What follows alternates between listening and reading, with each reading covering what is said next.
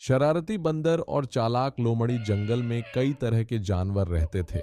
उनमें सबसे ज्यादा शरारती बंदर मट्टो था, जो हर समय मस्ती करता रहता था।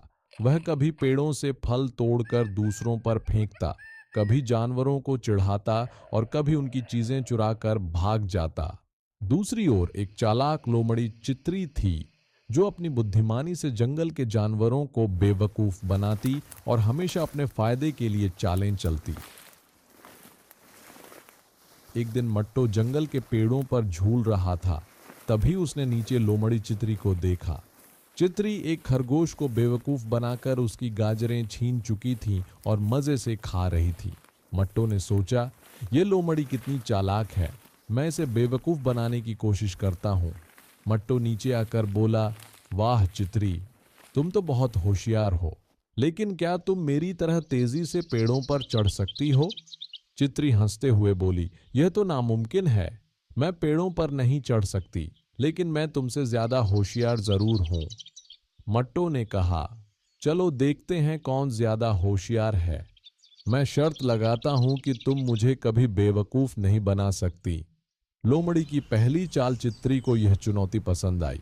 उसने मुस्कुराकर कहा, अच्छा, अगर मैं तुम्हें बेवकूफ बना दूं तो? मट्टो ने जवाब दिया, तो मैं तुम्हारी हर बात मानूंगा। चित्री ने चालाकी से कहा, यह पक्का हुआ। अब चित्री ने एक चाल सोची। वह मट्टो को जंगल के एक पुराने खाली गुफा के पास ले गई और बोली, यह एक जादुई गुफा है। अगर तुम इसके अंदर जाकर जादुई शब्द बोलोगे तो तुम्हारे लिए ढेर सारे केले और मीठे आम बाहर आ जाएंगे। मट्टो की आंखें चमक उठीं। वह तुरंत गुफा में घुस गया और ऊंची आवाज में बोला, जादुई गुफा, मेरे लिए केले और आम निकालो। लेकिन जैसे ही वह अंदर गया, चित्री ने जल्दी से बाहर से गुफा का दरवाजा बंद कर दिया और हंसते हुए बोली, अब बैठे रहो मट्टो, मैं जा रही हूँ स्वादिष्ट फल खाने। मट्टो चौंक गया। उसने बहुत जोर लगाया मगर गुफा का दरवाजा नहीं खुला। आखिरकार उसने जोर जोर से चिल्लाना शुरू कर दिया, मुझे बाहर निकालो, मुझे बाहर निकालो। कुछ समय बाद हाथी भोलू वहां से गुजरा। उसने मट्टो की आवाज सुनी और गुफा का दरवाजा तोड़ दिया। मट्टो बाहर आते ही शर्मिंदा हो गया और चित्री की चालाकी पर हैरान भी, लेकिन अब उसने बदला लेने की ठान ली। अगले दिन मट्टो ने चित्री को जाल में फंसाने की योजना बनाई। उसने जंगल में घोषणा की, सभी जानवरों को राजा शेर ने दावत पर बुलाया है, हर किसी को एक खास फल लाना होगा। चित्री बहुत लालची थी। उसने सोचा कि वह सबसे कीमती फल लाएगी ताकि राजा खुश हो जाए। मट्टो ने पहले ही एक गड्ढा खोदकर उसे पत्तों से ढक दिया था।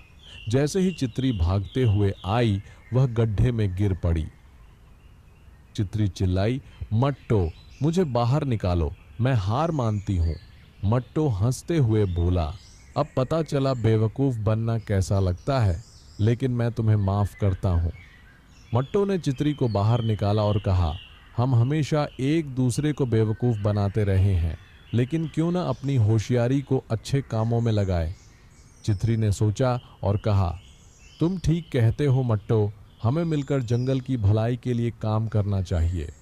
इस तरह मट्टो और चित्री अच्छे दोस्त बन गए और जंगल के दूसरे जानवरों के साथ मिलकर रहने लगे। निष्कर्ष यह कहानी हमें सिखाती है कि होशियारी और चालाकी का इस्तेमाल केवल दूसरों को नुकसान पहुंचाने के लिए नहीं, बल्कि अच्छे कामों के लिए भी किया जा सकता है, जिससे सभी को लाभ हो।